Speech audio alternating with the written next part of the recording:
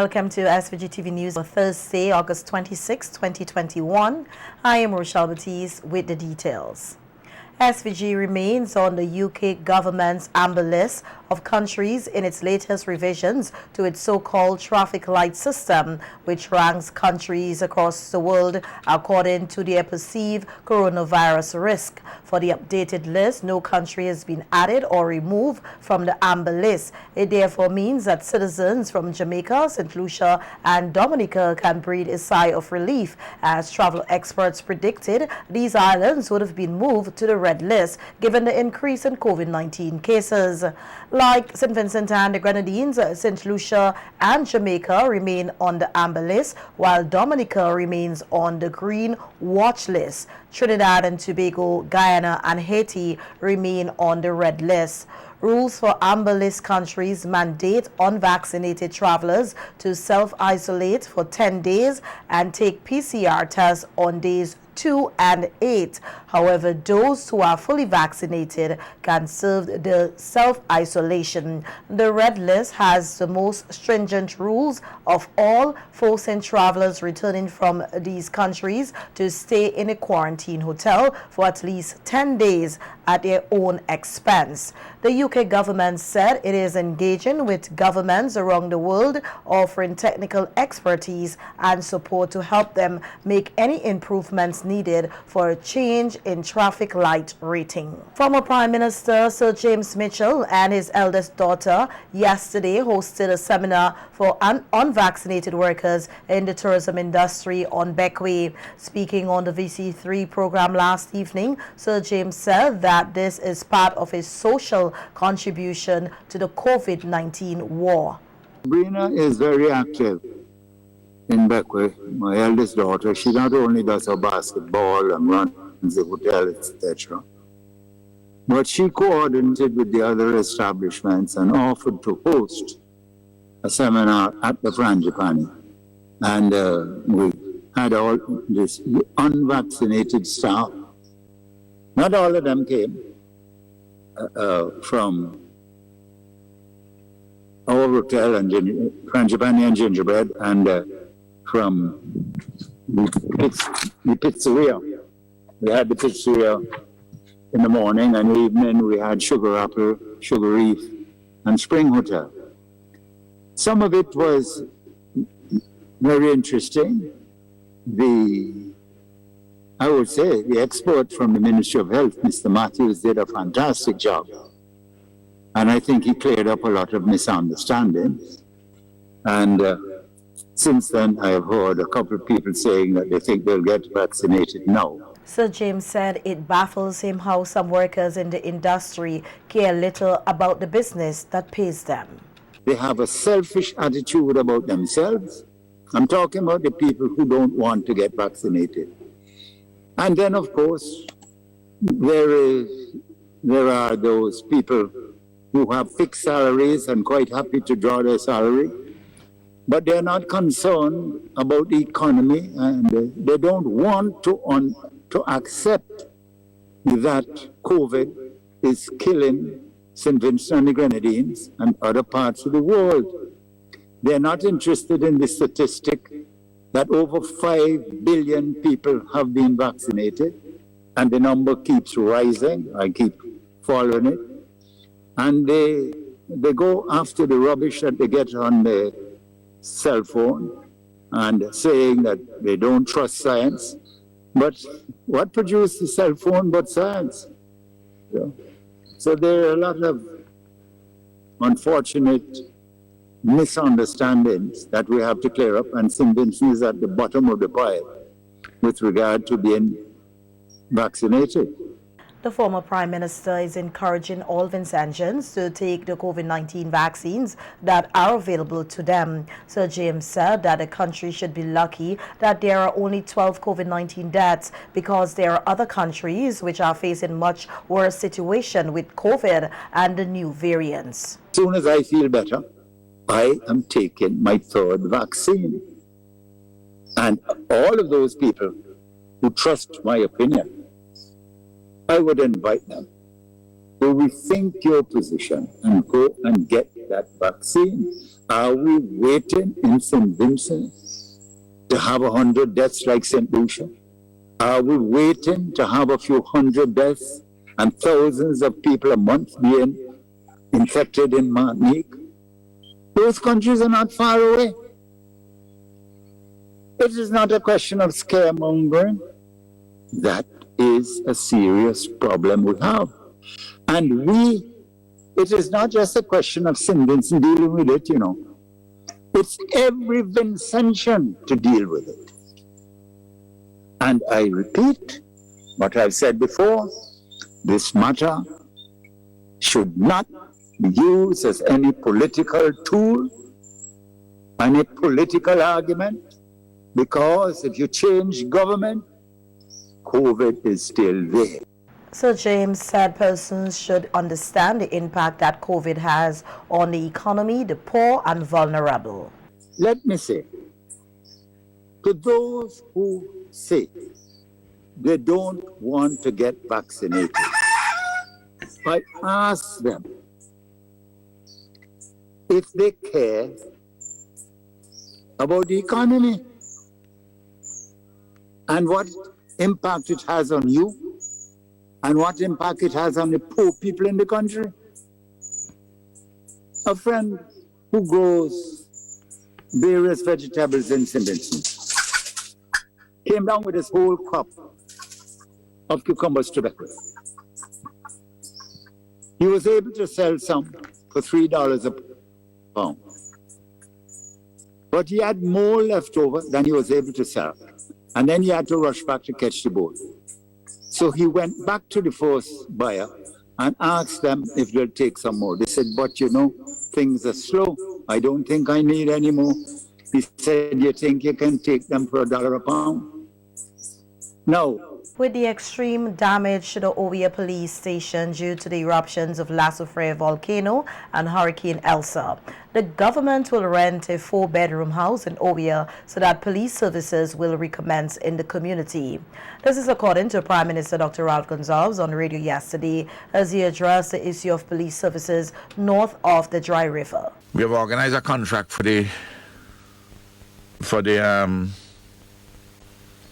police station. A lot of work has to be done on that. That's going to take some while. So what I've done, I gave instructions to, there's a 4-bedroom house available in Ovia. I gave instructions yesterday for that house to be rented. Now that the place is cleaned up and the like, and water and electricity are back. That would be, we wouldn't put in any cell up there, because if anybody has to be locked up, we can always transport them down to Georgetown. And arrangements have been made. I told the Permanent Secretary to finalize the arrangements in relation to a vehicle, which we are purchasing specifically for there. Ovia Police, the services are being done from Georgetown.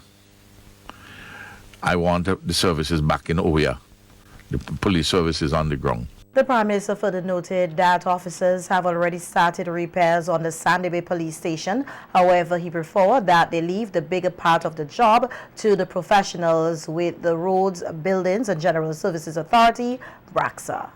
Police have actually started themselves to do repairs because the commissioner in Sandy Bay, the commissioner is anxious.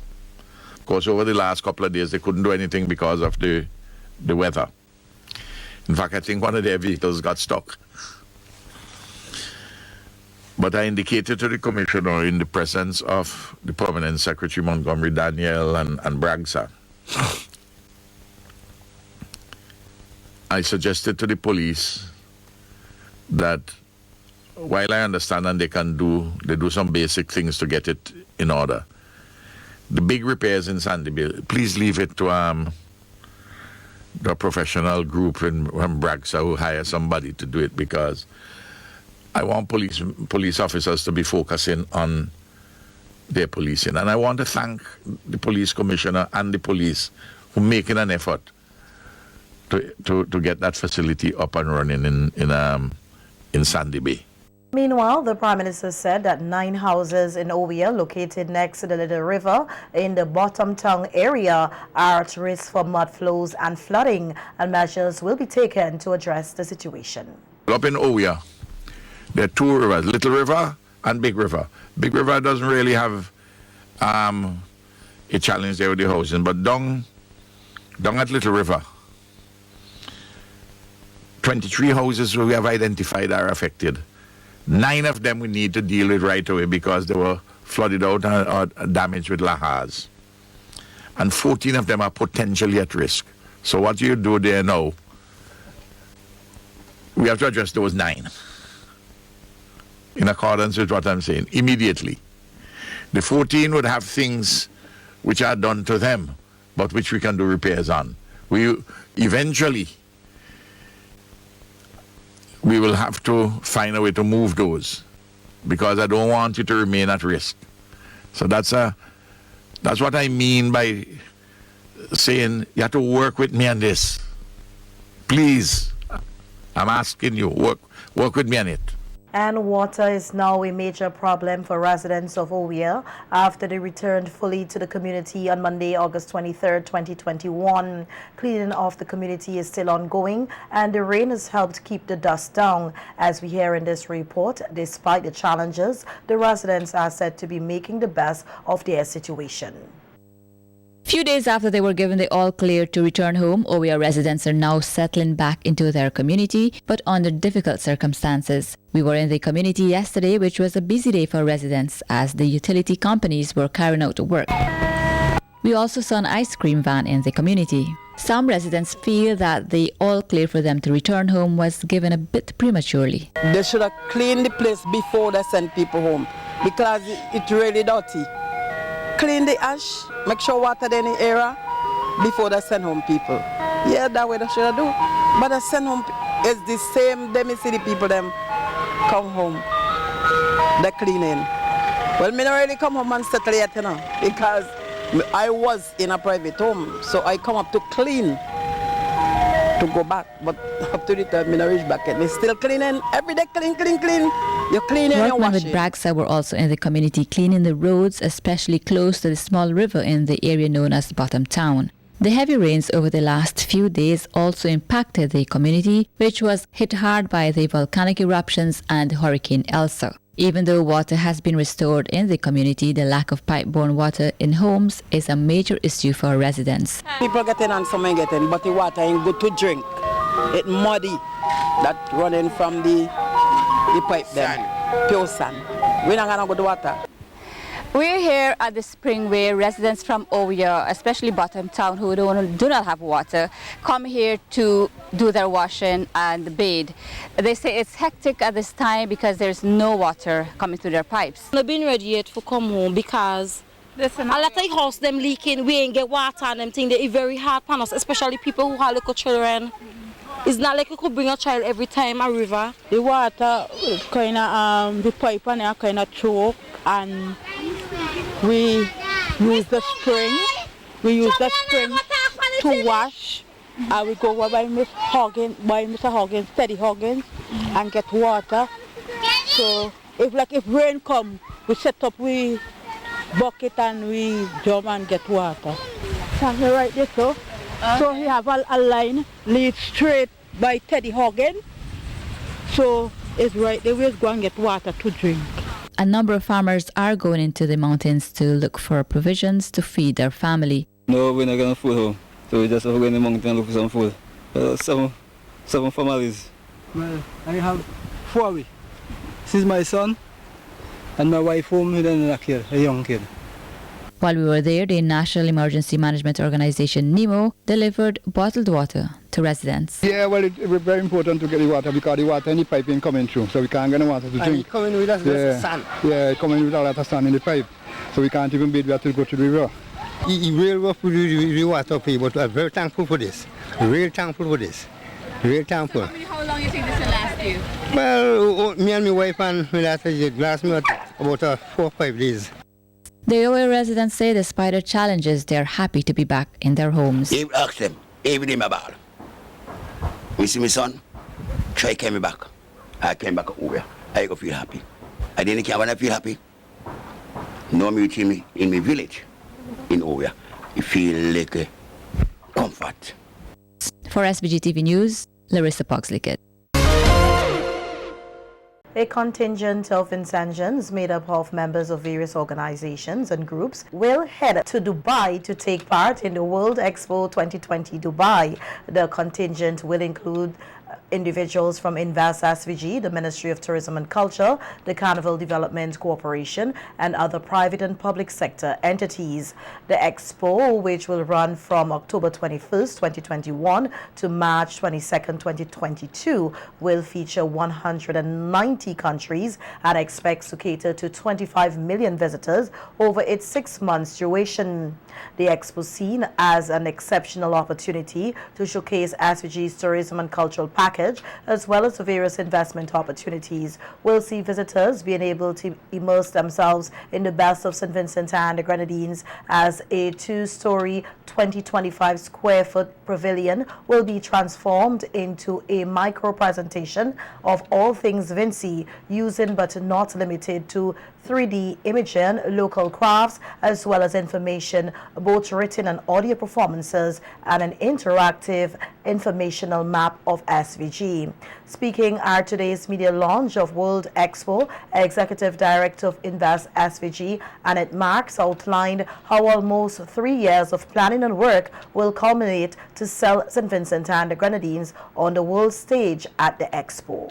Aim there to Dubai is to promote St. Vincent not just as a destination for tourism but for investment opportunities. So the sectors that we will be promoting include agriculture, arts, our cultural sector, creative sector, festivals, export. Those are what we will be promoting, investment. And we will be using a number of ways to actually promote. That is through 3D imaging, through our local, that will be in the display boxes, and of course information, both audio and in writing. Chairman of the Carnival Development Corporation, Ricardo Adams, was also on hand to share the enthusiasm of the CDC as their representatives plan to launch Vinci Mars 2022 at the Expo, displaying the hottest carnival around. We at the CDC have sent some material already, some physical items up depicting certain aspects of Vinci Mars, and we will also have the Expo goes on for about 6 months, and we will also have audio visuals that will be running there, because we think that one of the biggest attractions to get people to come to this side of the world is going to be our culture and of course Vinci Mars.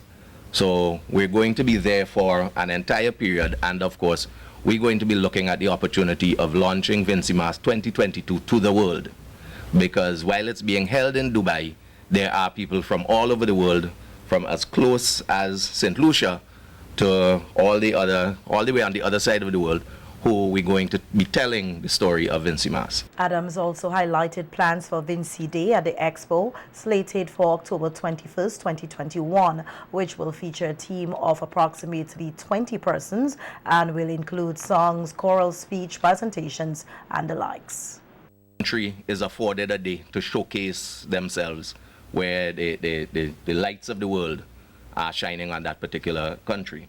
And our Vinci Day is on the 21st of October. And it's rather timely because it is just before our independence.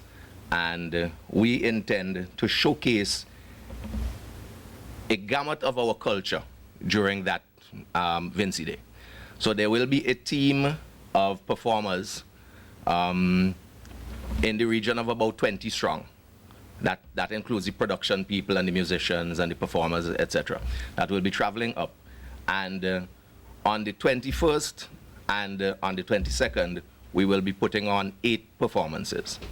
And I'll just give you a little bit of the details of 2 of the performances that we would be putting on.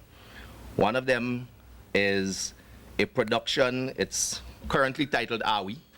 But as you know, these things change.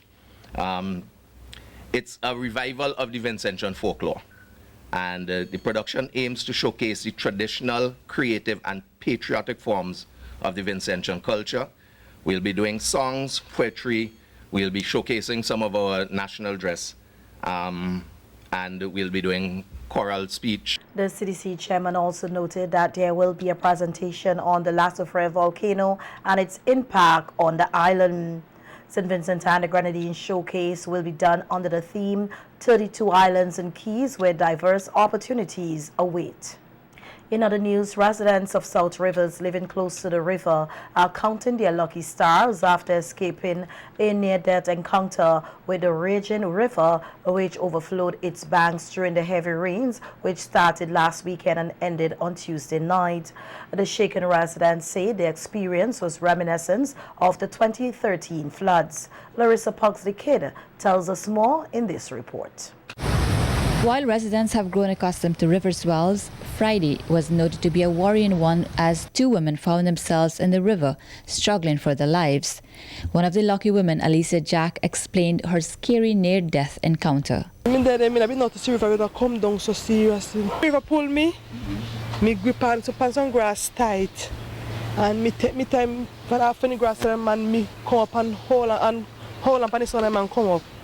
And my auntie about to say, "But if I go with Alicia," and she come and tell them I start to ball and thing, lick me way and cream me to me, I have to bucket of clothes, everything carry. Because me get on, it tear my all thing, and my foot goes up and thing. So, if you grass me, then me go gone straight as see me go end up. The other woman who got caught in the river was Leon Jack, aunt of Alicia Jack.